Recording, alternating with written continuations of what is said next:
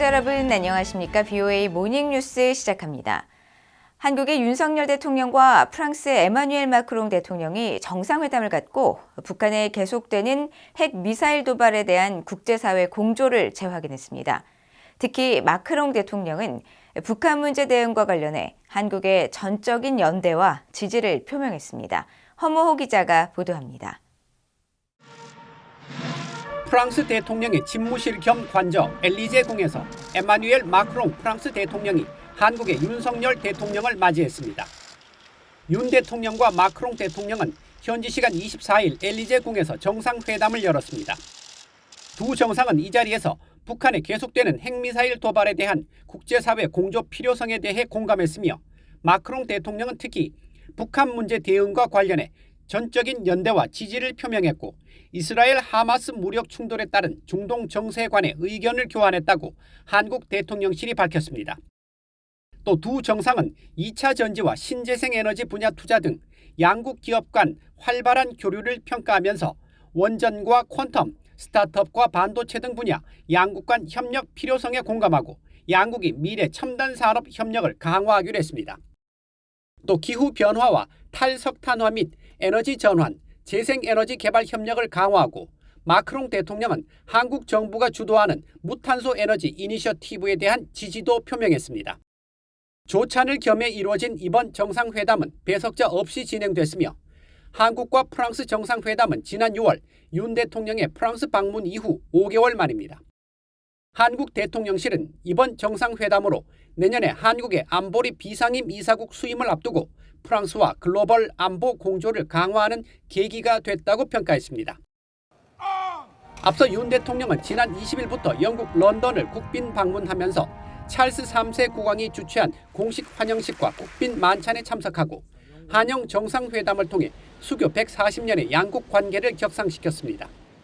특히 리시 수낙 총리와의 정상회담에서는 북한의 이른바 정찰 위성 발사에 대해 명백한 유엔 안보리 결의 위반이자 국제사회에 대한 도발임을 확인하고 규탄하며 국제사회와 함께 공동 대처해 나가기로 했습니다. 또 다우닝가 합의에 서명하면서 한영 국방 외교 장관급 2+2 협력 체계를 통한 정보 공유와 안보는 물론 경제 문화 교류 등을 강화하기로 했습니다. BOA 뉴스 허모입니다. 한국과 일본, 중국 외교장관이 만나 4년간 중단되던 3국 정상회의 재개 방안을 논의한다고 한국 외교부가 밝혔습니다. 한국 외교부는 24일 박진 외교부 장관 주재로 일본의 가미카와 요코 외무상과 중국의 왕이 공산당 중앙정치국 위원 겸 외교부장이 참석한 가운데 제10차 한일중 외교장관 회의가 26일 부산에서 개최된다고 밝혔습니다. 이어 이번 회의에서 한일중 외교장관들은 3국 정상회의 개최 준비 등 3국 협력 발전 방향과 지역과 국제정세 등에 대해 폭넓게 의견을 교환할 예정이라고 밝혔습니다. 한일중 3국 외교장관 회의가 열리는 것은 2019년 8월 이후 4년 3개월여 만으로 이날 회의를 계기로 한일, 한중 외교장관 양자회담도 각각 개최됩니다. 한일중 3국은 지난 9월 서울에서 열린 차관복급 고위관료회의에서 3국 정상회의를 상호 편리한 가장 빠른 시기에 개최하자고 합의했었습니다.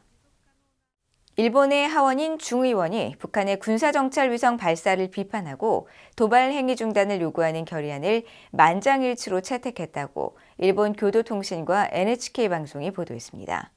보도에 따르면 일본 중의원은 24일 해당 결의안에서 북한이 일본 상공을 통과하는 형태로 발사를 강행해온 행위는 중대한 안보 위협이라며 절대 용납할 수 없다고 강조했습니다. 또 이번 상황에 대해 엄중히 항의하고 가장 강한 표현으로 비판한다면서 북한의 핵과 미사일 개발 계획을 즉각 포기하라고 촉구했습니다. 한국 정부는 미한일 정상의 캠프 데이빗 선언과 한영 정상의 다우닝가 합의에서 명시적으로 지지한 자유롭고 평화로운 통일 한반도 비전을 실현하기 위해 통일 외교를 더욱 강화할 것이라고 김영호 통일부 장관이 밝혔습니다.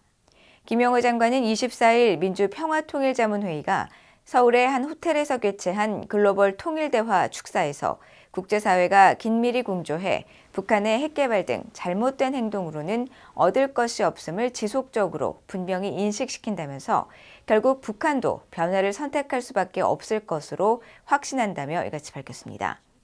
이어 행사를 주최한 김관용 민주평통 수석 부의장은 개회사에서 통일에 관한 명백한 기본 원칙은 자유민주주의 기치 아래 통일담론이 이루어져야 하고 또 자유와 인권 등 인류 보편적 가치가 존중되는 틀 안에서 대안을 찾아야 한다고 강조했습니다.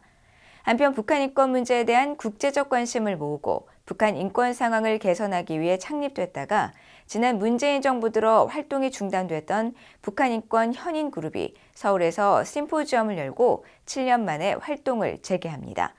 행사를 주최하는 재단법인 국제학술원은 24일 국제사회의 북한 인권 관련 최고 권위자들로 구성된 협의체인 북한 인권 현인 그룹이 오는 29일 북한 인권의제 공고화와 북한 인권을 위한 디지털 자유화 등을 논의하기 위한 심포지엄을 개최한다고 밝혔습니다.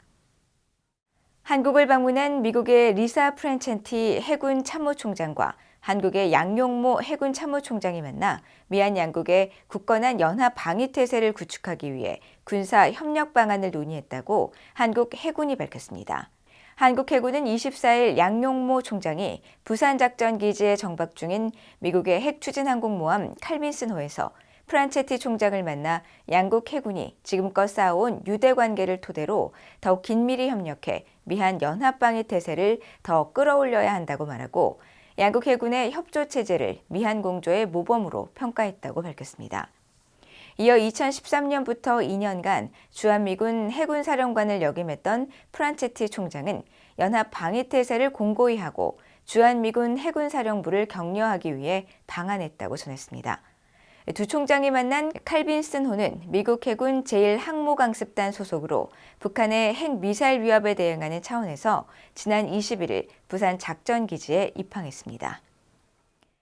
이상으로 BOA 모닝뉴스를 모두 마칩니다. 시청해주신 여러분 고맙습니다.